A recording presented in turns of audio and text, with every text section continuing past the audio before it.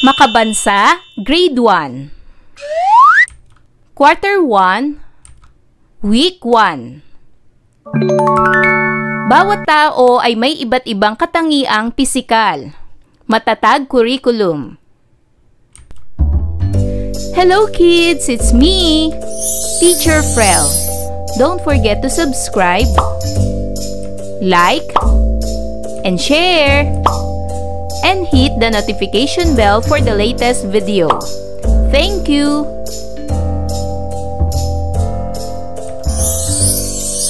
Sa araw na ito ay pag-aaralan natin sa asignaturang makabansa, ang bawat tao ay may iba't ibang katangiang pisikal. Letter A, para sa pamantayang pangnilalaman, nauunawaan na ang bawat tao ay may individualidad o individuality. B, para sa pamantayan sa pagganap, na ipapamalas na ang bawat tao ay may individualidad. At para naman sa letter C, mga kasanayang pampagkatuto, na ilalarawan na ang bawat tao ay may iba't ibang katangiang pisikal. Pagmasdan ang iba't ibang anyo ng mga bata sa bawat larawan. Basahin ang kanilang paglalarawan ng kanilang sarili. Ako si Mika. Bilog at itim ang aking mga mata. Tuwid at mahaba naman ang aking buhok. Itim din ang kulay nito.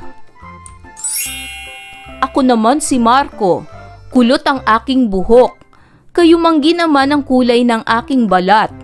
Katamtaman lamang ang aking taas. Ako si Brent. Maputi ang kulay ng aking balat. Matangos naman ang aking ilong. Ako rin ay matangkad na bata. Ako si Trisha.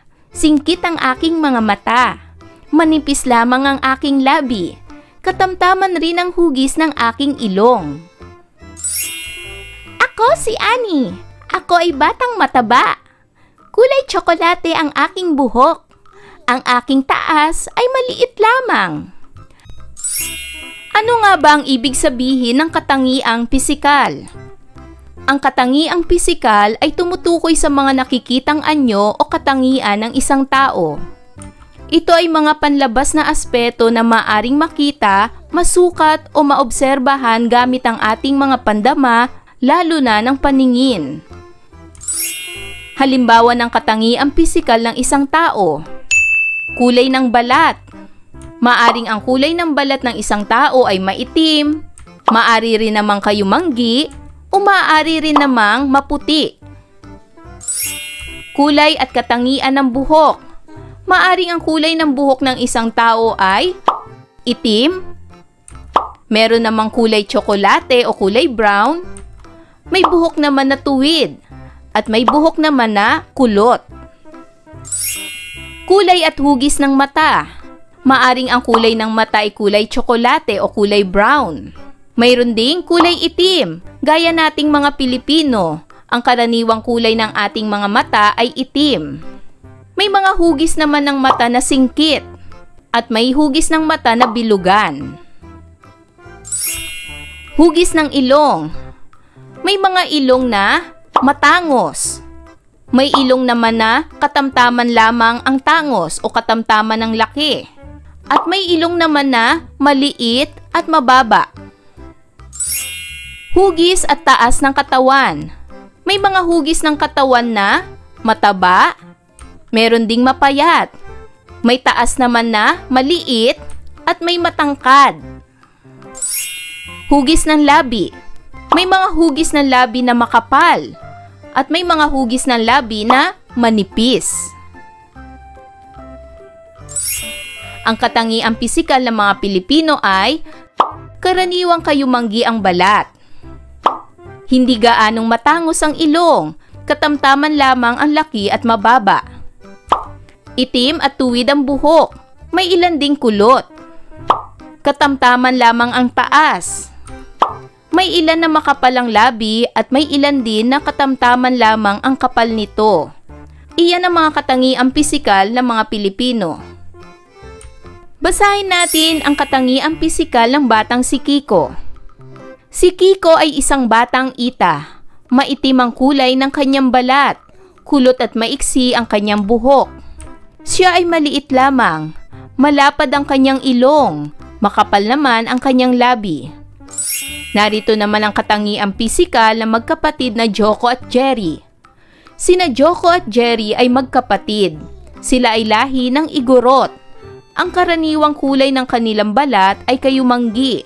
Ang hugis ng kanilang mukha ay bahagyang pahaba. Medyo singkit ang kanilang mga mata. Katamtaman lamang ang taas ng kanilang ilong. Hindi masyadong makapal ang labi. Mayroon silang makapal, maitim at tuwid na buhok. Basahin naman natin ang katangiang pisikal ng magkaklase na sina Erwin at Ann. Sina Erwin at Ann ay magkaklase. Sila ay mga Tagalog. Kayumanggi ang kulay ng kanilang balat. Itim at tuwid ang kanilang mga buhok. Katamtaman ang tangos ng kanilang ilong. Bilugan ang kanilang mga mata. Katamtaman lamang ang kanilang taas. Ang bawat tao ay may iba't ibang katangiang pisikal. Maaaring magkakaibang kulay ng balat, hugis ng mukha, taas ng katawan, at itsura ng mata, ilong at buhok. Ang pagkakaibang ito ay likas at normal dahil bawat isa sa atin ay may natatanging lahi, pinagmulan at karanasan.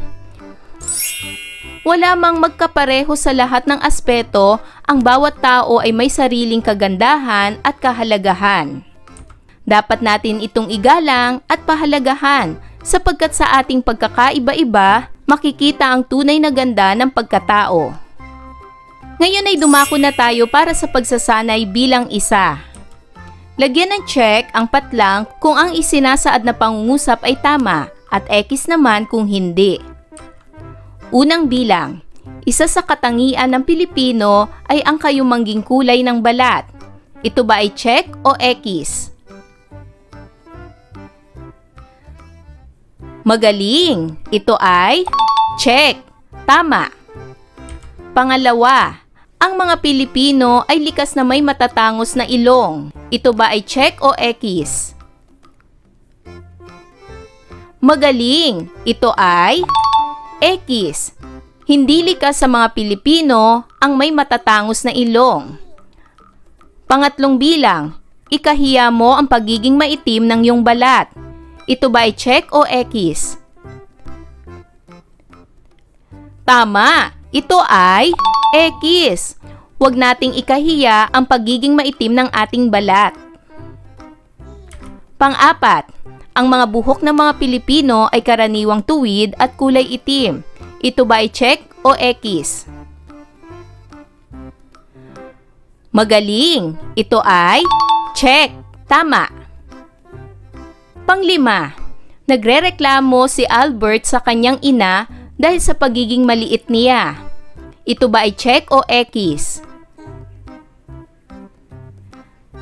Tama, ito ay X. Ibig sabihin, mali na magreklamo tayo sa pagiging maliit natin. Pang-anim, mahalin natin ang ating katangian sapagkat tayo ay natatangi. Ito ba ay check o X? Tama, ito ay check. Pang-pito, huwag pansinin ang iyong kaklasing may maitim na kulay ng balat. Ito ba ay check o X? Magaling! Ito ay X. Mali. At pangwalo, ang katangiang pisikal ng isang tao ay tumutukoy sa anyo ng isang tao. Ito ba ay check o X? Magaling! Ito ay check. Tama. Para naman sa pagsasanay bilang dalawa, alamin kung ano ang isinasaad ng bawat pangungusap. Piliin ang titik ng tamang sagot. Unang bilang, ito ay bahagi ng katawan na ginagamit natin upang amuyin ang mga bulaklak. Ano ito? A. Mata. B. Ilong. C. Bibig. Magaling! Ang tamang sagot ay letter B. Ilong. Pangalawa, Ito ay bahagi ng katawan na ginagamit natin upang mapagmasdan ang ating kapaligiran. Ano ito? A. Mata. B. Ilong.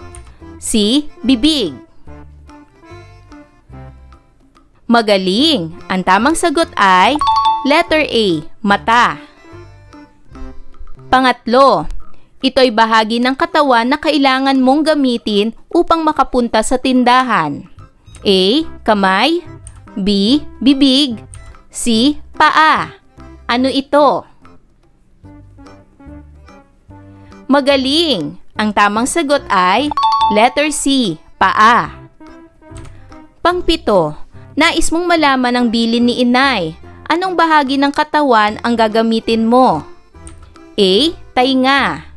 B. Daliri. C. Paa. Magaling! Ang tamang sagot ay letter A. Tainga. Panglima, ito ay bahagi ng katawan na kailangan mong gamitin upang makakain ka. A. Ilong. B. Bibig. C. Paa. Anong tamang sagot? Magaling! Ang tamang sagot ay letter B. Bibig. At pang-anim, nanalo ang iyong kaklase sa paligsahan ng tula. Anong bahagi ng katawan ang gagamitin mo upang bigyan siya ng palakpak? A. Daliri. B. Paa. C. Kamay. Anong tamang sagot? Magaling! Ang tamang sagot ay letter C. Kamay. At para naman sa pagsasanay bilang 3, piliin ang tamang hugis sa hanay A ng bawat bahagi ng katawan sa hanay B. Isulat ang titik sapat lang. Para sa unang bilang, ito ay mata. Anong hugis ng isang mata? Piliin sa hanay B. Ito ba ay letter A, parisukat, B, bilog, C, biluhaba, D, tatsulok, E, hugis puso? Anong tamang sagot?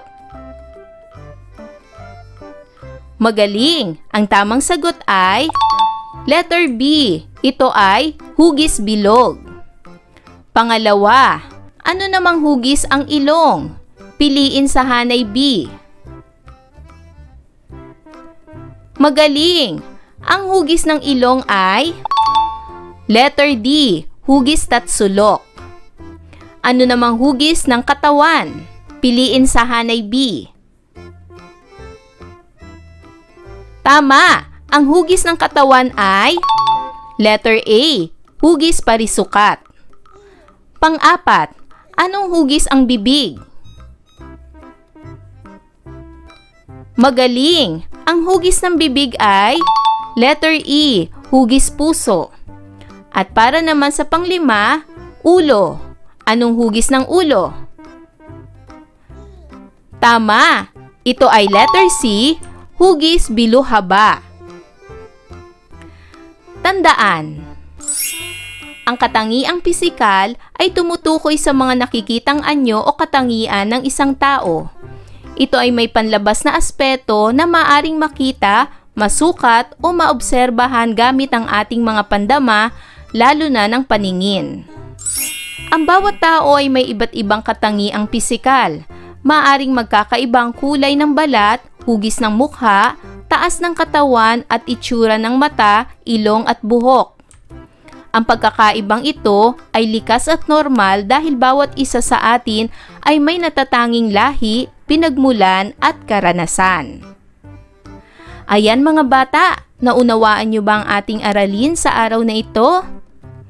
Kung ganon, magaling! Mga bata, sana'y marami kayo natutunan sa ating aralin. Hanggang sa susunod na video lesson, paalam! Thanks for watching!